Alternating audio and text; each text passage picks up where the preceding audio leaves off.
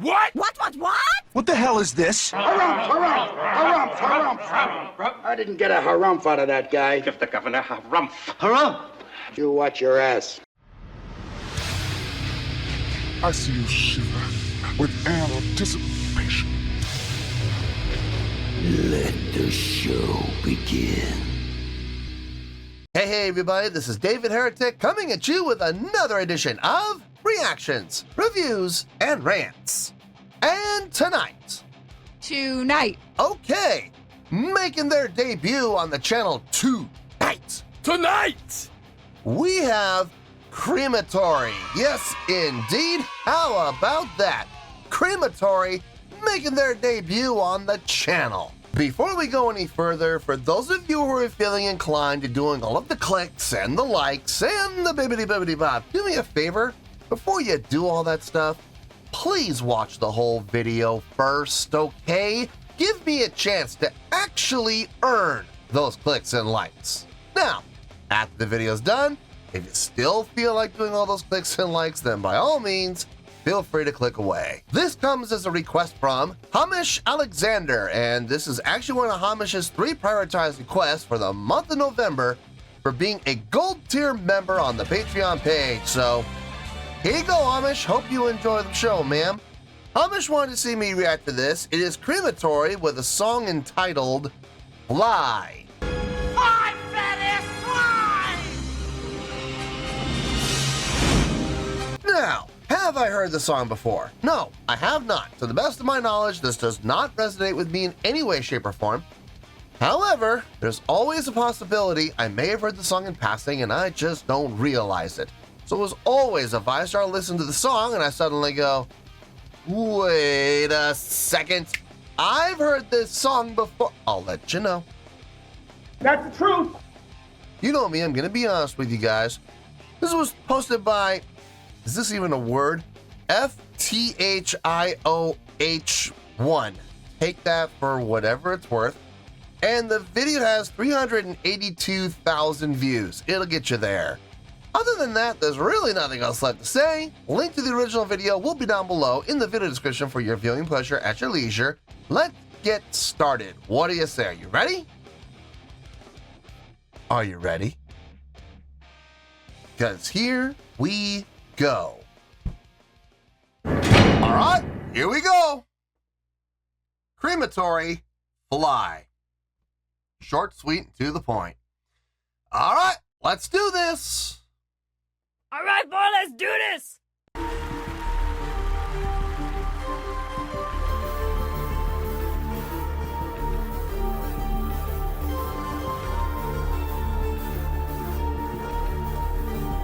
Waffen, alles in Ordnung, ja? Schön mal wieder bei euch zu sein. Hey, hey, so let's fly!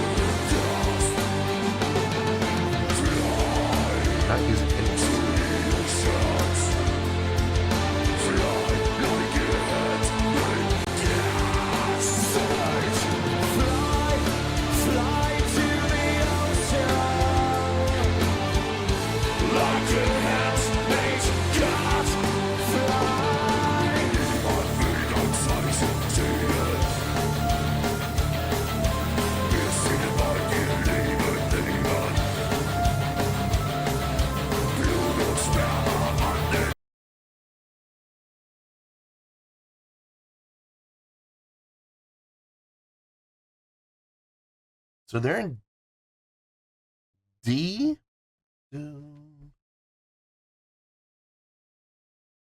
No, they're not in D. They're in D sharp. Okay, so they're, well, E flat. Okay, so they're in E flat. It sounds like they just tuned down a half step. They're probably playing in E, but it's tuned down a half step. The chordal progression makes sense. It's anticipatable. I don't know if I would go as far as to say predictable, but you can kind of feel where it's gonna go. You have an inkling. Nothing wrong with that. Very keyboard dominant in the mix, which I got no problem with that. I'm a little surprised. Seeing guitar and bass up there as well. I'm surprised the keyboard is coming through as strongly as it is in the mix. But it's at the same time, it's not burying anybody. It's a nice even level pretty much across the board for everybody. I'm just a little surprised that the keyboard isn't pushed back in the mix a little bit more. I'm not upset about it. Not at all. I'm a little surprised. Vocally, I get it. You got the lead vocalist who, it sounds to me like he's dedicated to the grit and growl voice, which is fine. You got the guitar player doing the clean vocal. I get it. I absolutely get it. I've seen other bands do this too. My only concern is it's going to be dominated primarily by grit and growl vocal, which is not personally something I enjoy all that much. I like when it comes to grit and growl mixed with clean vocal, I prefer a majority of clean vocal as opposed to grit and growl. So if you have let's say you have a mix of like, 60-40. Let's make this fair, okay? 60% grit and growl, 40% clean vocal. Not the biggest fan of that. Now you take that and you flip it. 40% grit and growl, 60% clean vocal. Yeah, I'm gonna be digging that a lot more. Not saying that the lead vocalist is doing a bad job of his grit and growl vocal. It sounds fine. By grit and growl standards, his grit and growl is actually very clean, very well pronounced. So I got no problem with what he was doing from an objective standpoint. From a personal standpoint, though, from a subjective standpoint, not really a fan. The guitarist vocals on the flip side, I like his clean vocals. I do. I wish we could hear more of it throughout the song. I hope we do. I know we're only 40% through the song, but I really do hope we get to hear more of his clean vocal. I'm a little surprised that I don't know what year this was. I don't know when this was filmed. And this might be 80s, this might be 90s, this might be 2000s. I don't know. I don't think it was 80s, but 90s or 2000s more than likely. I know in-ears weren't really, super popular in like the 90s. These didn't really come along until like the 2000s. But it's still a little surprising to see nobody utilizing any type of click. In particular, the drummer. He's literally just no in-ears, no headphones, even nothing to feed him a metronome. He's just keeping his own internal metronome. Now, I will say about 98% of what the drummer has played so far has been steady, okay? But for some reason, when he goes into those snare hits, da da da da, or da da da da da da, it rushes every time. Every single time. Some fills have been a little more rushed than others. Like the very first one, noticeably rushed. Like you didn't even have to think about that one. That one was noticeably rushed. The second one, not so much. It did rush a little bit towards the tail end, but like the first half of it was steady. but then he, in the second half of the snare fill, he started to rush a little bit. You had to look for that one though. But the first one, no, noticeably rushed. This is, I'm assuming this is maybe before in-ears even came along. I mean, that is a very strong possibility. Kind of weird. I mean, even back in the 80s, there were drummers who were wearing, headphones or, something on their ears so they could hear, even if it was a Dr. Beat. You guys remember Dr. Beats? Even if it was just like a metronome, or you set the tempo and you hit the start button, and you would have, you have the metronome just clicking out quarter notes usually at whatever tempo you wanted, and the downbeat of one was always that high pitched one, that it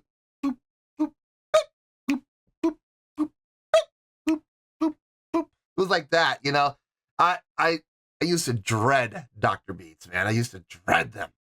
God, they were annoying, but they were kind of a necessity for reasons like this. Overall presentation, I'm liking it. I'm not loving it, but I am liking it. I am enjoying it. The overall product. There's things I'm liking more than others, but overall, product-wise, it's fine. Let's keep going here. Who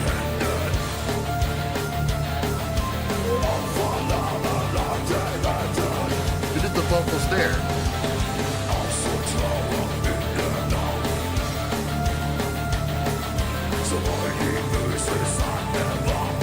Not the guitar player that did the second line?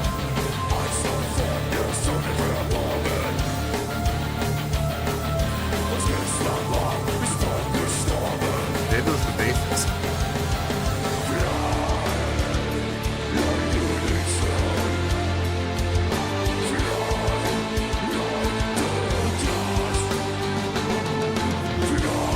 He rushed the transitional fill.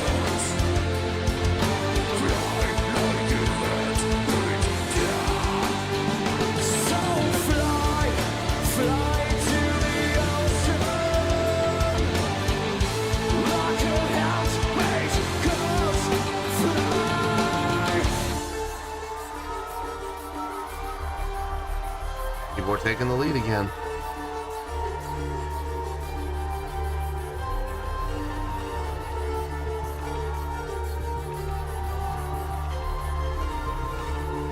Alles klar, ja?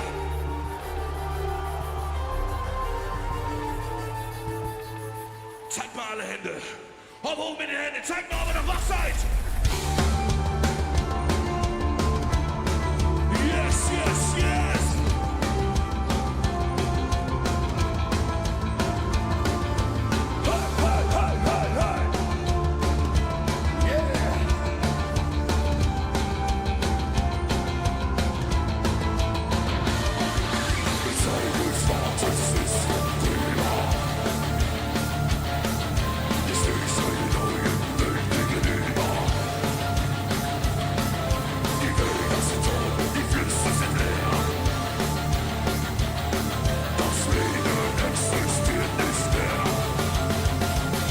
Rushed again.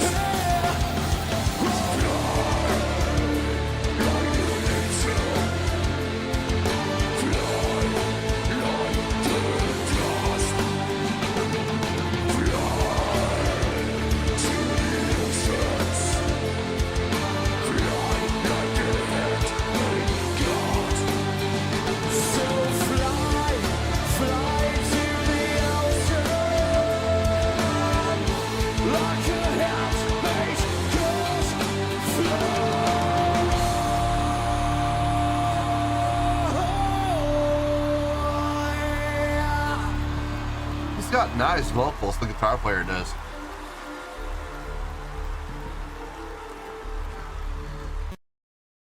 Yeah, the guitar player definitely has some nice vocals. Um,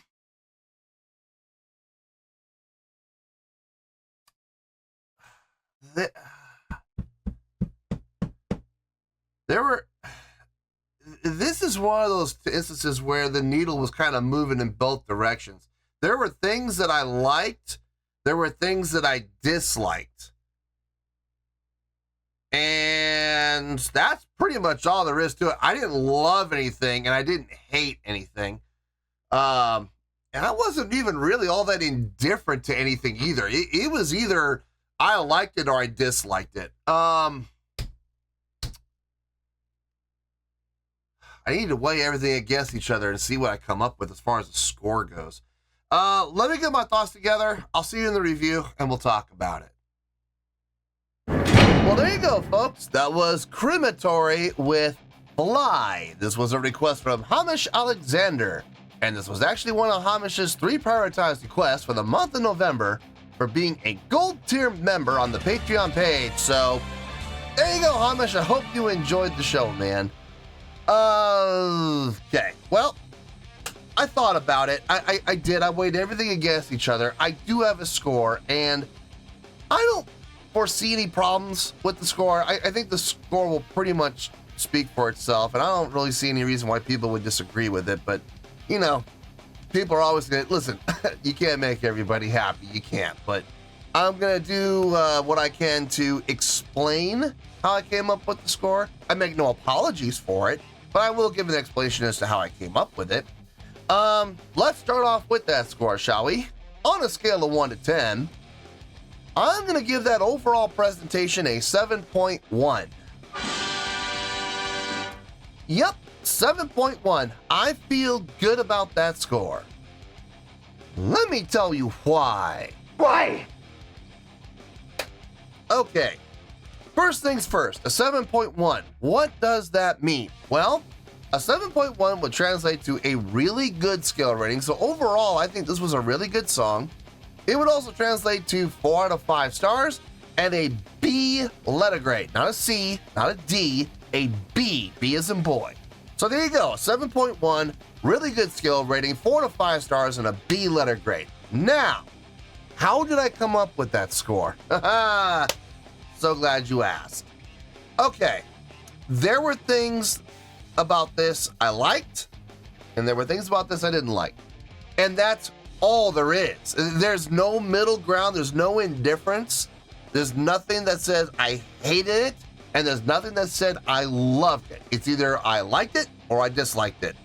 So that made things very interesting when it came to coming up with a score for this. There weren't a lot of things that I disliked, and to be honest with you, there was only really one thing, one in particular thing that really I disliked a lot. But that one thing, even though it is just one thing, it is a glaring one thing. So it did affect the score. Absolutely, it did. It affected the score quite a bit. Let's start off with some of the things I did like about this. Number one, the songwriting, okay? Now, the chordal progression for this song made sense. It made perfect sense. I'm not saying predictable because, honestly, if it was predictable, I would have been able to call it every time when we would transition or we would move, you know, like to the next section, to the next phrase. I would be able to say, okay, we're going to go here. Here's the thing. I couldn't do that exactly, but I had a feeling we were going to go in a certain direction.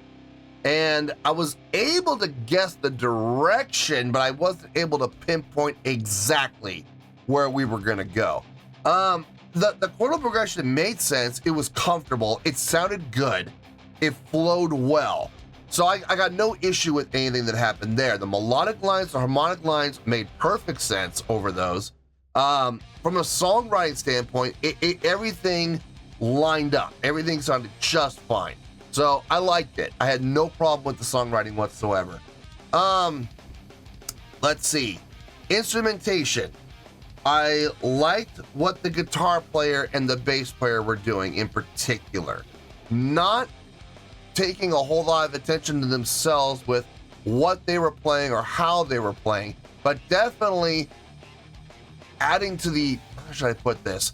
Adding and reinforcing to the foundation that they helped create. If it is, okay, so I know everybody's like, what about the keyboard player? I'm gonna get to the keyboard player in a second. Could this song have been done without the keyboard player? No, it could not, unless they change up the songwriting, unless they put, not so much the songwriting, but the arranging. If the guitar player had taken all the lines from the keyboard player and eliminated the keyboard player, would it have worked? I think it would have worked, but it would have been really hollow sounding, number one. Number two, I don't think from a, not so much from a notation standpoint, but from a tonal standpoint, I don't think it would have worked either. You kind of needed that synth sound in this song, especially often taking the main melodic line from an instrumentation standpoint. The keyboard player was needed, absolutely. Which freed up the guitar and the bass to really focus on creating the foundation, yes, but also reinforcing the foundation by coming back to it over and over and over again, keeping things super simple, super stripped down.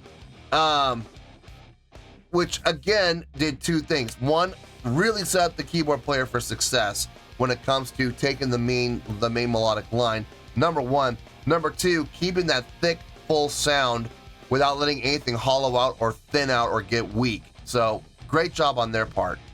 Speaking of that keyboard player, I already said necessary. Absolutely, yes. Try to imagine this song without the keyboard player. It's just not going to work. Kind of like, to some extent, kind of like bands like Evanescence, where if you were to take out the keyboards in certain songs in Evanescence that Evanescence has written over the years, could it work? It could, but it's going to sound real hollow. It's going to sound really thin. Even if the guitar player covers the keyboard lines, it's still going to sound thin. It's not going to sound quote unquote right. By having the keyboard there, it definitely added without question between the synth sound and like I said earlier, taking the lead line, which frees up the guitar player since there's only one guitar player and one bass player to fill out the sound and really focus on creating and constant reinforcement of the foundation of the song. Got no issue with that whatsoever. Vocally, the lead vocalist. Okay, this is one of the things I wasn't super thrilled about. I didn't really like this. Did he have good grit and growl? Yes, absolutely he did. He did have good grit and growl.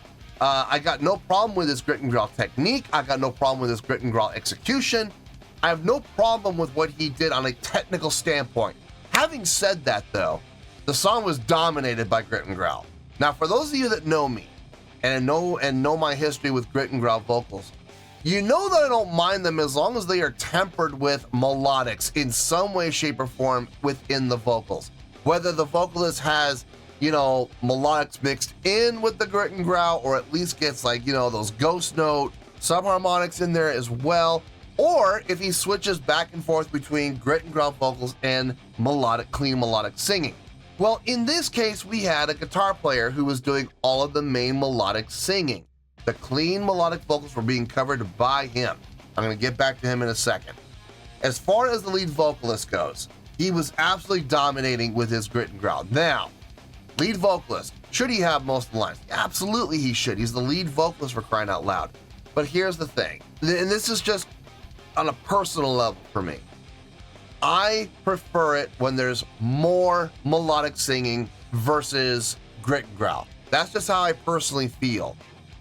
Even a 50-50 mix, I'm okay with it. I'm not thrilled with it, but I'm at least okay if it's just, balanced out evenly. This was not balanced out evenly. It wasn't even 60-40. It was seriously like 90-10. 90% grit and growl, 10% clean vocal. Not the biggest fan of that personally. That's just how I personally feel. That's just my personal opinion. Like I said, looking at it objectively, did the lead vocals do anything wrong? No, he didn't do anything wrong. His grit and growl vocals are fine. They were done well executed, using proper technique. I got no issue with anything that he did. on a technical standpoint. I'm just personally not the biggest fan of it. Now, on the flip side of that, though, the guitarist, his vocals, wow, nice, really nice. Really nice, clean vocal delivery. Good tone, good diction, good vowel formation. Support was there. It didn't sound breathy or airy. I liked everything he did, and his pitch was right on key, man. I really liked everything that he did. I'm not gonna say I loved it. I wish I had heard more of it. Maybe that's the reason I didn't love it, is because maybe it was just so sparse. Maybe if there had been more of his clean vocal, maybe I could say that I loved it, but I will absolutely say beyond a shadow of a doubt, I enjoyed everything that he did do. I just wish there was more of it. The biggest gripe for me was the drumming. Now, there are 3 parts to this drumming here. His straight time, snare on 2 and 4, steady. Absolutely steady. You could set a watch to it, okay? You absolutely could. Well done, well thought out. I mean, it's simple, but it was and it's easy to follow, but it was absolutely rock steady. When he went into the halftime, now this is where things start to get a little bit interesting. When he would go into the halftime feel, actually, hold on to that second. Hold on to that thought. Let's go back to the straight time. When he's in the straight time feel, snare on the 2 and 4, right? 1, 2, 3, 4, 1, 2, 3, 4, 1, 2, 3, 4. And then he would do those transitional fills based on a, I guess for lack of a better word, you could call it a double time feel, because the snare all of a sudden was hitting on 1, 2, 3, and 4 on all the downbeats. Every single time, and I am not exaggerating when I say this, folks, every single time that he would do that fill with the snare on the 1, 2, 3, 4, 1, 2, 3, 4, it was a 2-measure phrase, a 2-measure fill. Every single time he rushed. Now, sometimes he rushed just ever so slightly. Sometimes it was barely noticeable. And there were a couple of other times where it was glaringly bad, glaringly sped up. Which is funny because somehow, coming out of that fill, he always managed to come right back in, despite the fact that he's rushing. He's able to come back in on the downbeat of 1 right where he should have been, and was fine going into the main feel that he had established, into the main groove. I don't understand that. I don't understand how he could come out, rush, and then come right back in on 1. Right on 1. I don't know. I cannot explain that. I don't know how he did that, but it was glaringly obvious on a couple of those fills. When he was in the straight time. Now here's the funny part. When he was in the halftime feel, in the chorus, he didn't rush once. Even when he did transitions, every single transition he did in the halftime feel, he didn't rush one time. Not that I could notice. I didn't notice, and I was looking. I was looking for him to rush in there. If you're gonna rush in any place, you're gonna rush him when you're in halftime, because it's because you're going on that halftime feel. Now, granted, the tempo hasn't changed, but because the feel is in halftime, you're gonna want to. This happens to a lot of drummers. When you're in that halftime feel, snare on 3, it's very easy to fall in the trap, especially when you feel to speed up. And that never happened. But it happened every single time when he's in straight time. So I don't know what's going on there. No click, no ear monitors, no nothing as far as, a metronome giving the drummer any type of a tempo. So I will give him props when he's in the main groove, whether it be the straight time feel or the halftime feel. His timing, his tempo was rock solid. It was only during those transitional fills, when he would go into that double time feel with the snare on 1, 2, 3, and 4, that's when things got sloppy. Everything else he was fine on, but it was noticeable. It was very, very noticeable. Not a fan. Not a fan. I'll give the guy credit. Like I said, I would say about 90% of what he played, spot on. Spot on, but there was that 10%. Every time he would fill on those 4 snare hits, boy. Anyway, you take the musicianship, you take the songwriting, taking everything into account, good and bad, and I came up with about a 6.8, 6.9, somewhere in there. So how in the world then did I come from a 6.8, 6.9 range up to a 7.1? If you have followed this channel for any amount of time, you know what I'm gonna say, so get ready, folks. Sing it out one time. Ready? Here we go. A live show can help your score or it can hurt your score. In this case, it helped. It did help. Not a lot, but it did help. Let's go down the checklist. Let's see if they got them all. Stage presence, check. Yeah, they came out. They were looking like rockers. They were not wandering on the stage and, you know, t-shirts and jeans, looking around the stage like they're lost or they're walking around in circles. No. They came out looking like showmen, and then that was very well done their part. So nice stage presence.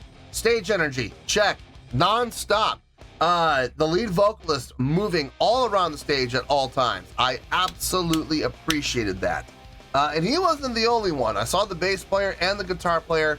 Now, granted, they were pretty much moving front to back the whole time. But listen, they were still moving. So they didn't just stand there, plant their feet into the stage, grow roots, and never move from that spot. No, they were moving front to back like they're in a hallway, but they're still moving. So I'll give it that. But the lead vocalist was all over the place. So I absolutely appreciate the effort the lead vocalist was doing to create stage energy. Thank you very much.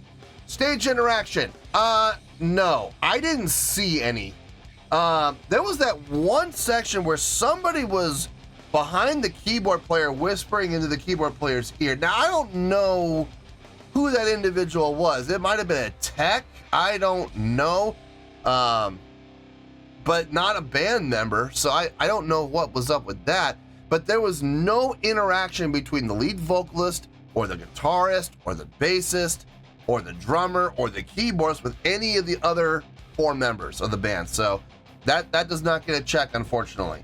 Crowd interaction, check. A couple of times, a few times, where the lead vocalist was, you know, calling out to the crowd and the crowd would respond. I have no idea what they were saying, but that's okay. You called out to the crowd responded. There you go, crowd interaction. I'll take it. I'll absolutely take it. Let's see, after that came showmanship. Yeah, I'll give it the check. I'll give it the check. They did put on a good visual live show overall. A lot of animation from, especially in the bass player. The bass player was just a head-banging machine. The vocalist moving around, interacting with the crowd, being animated. Guitarist was as well. Putting on a good visual live show. Everybody in the back, on the other hand, the drummer and the keyboard player, not so much. Now, I know everyone's going to jump on me and say, well, they can't move around the stage. They can't pick up their feet and move. They're slaves to their instruments. I understand that. I absolutely get that. Having said that, though, what's to stop the keyboard player from interacting with the crowd? Both of his hands are not active on the keyboard the entire time. There were times where he wasn't even playing, okay? So when you're not playing, what can you do? Depending on how long you're playing, and I've seen a lot of keyboard players do this. Most notably, the keyboard player for Powerwolf, when I saw them live. Whenever the keyboard player had more than 16 measures where he wasn't going to play, he always made it a point to leave his keyboard and do something. Go over to interact with the drummer. Come down the stage and interact with the crowd. Come down the stairs and interact with the guitar player. Come down the stairs and interact with the vocalist. He was always doing something to add to the visual show. I appreciate that. I do. And even there were times, even when he wasn't, or he was even just playing with one hand, pointing to the crowd, pumping the crowd. You know, here we go. Come with me. Pa, pa, pa, pa. He would do something to engage the crowd. Or at the very least, like I said, if he was playing if he had a rest of 60 measures or more, he would go interact with someone in the band, adding to the visual spectacle. What's stopping this keyboard player from doing the same thing? Nothing. nothing. And there were times where the keyboard player wasn't playing at all for a little bit. So, or if he was only playing with one hand. What's the other hand doing? Nothing. Put it to work. You got two hands, make them both be a part of the show. Don't have one hand doing all the work and the other hand just hang there loose, limp and lifeless and useless. Make it do something.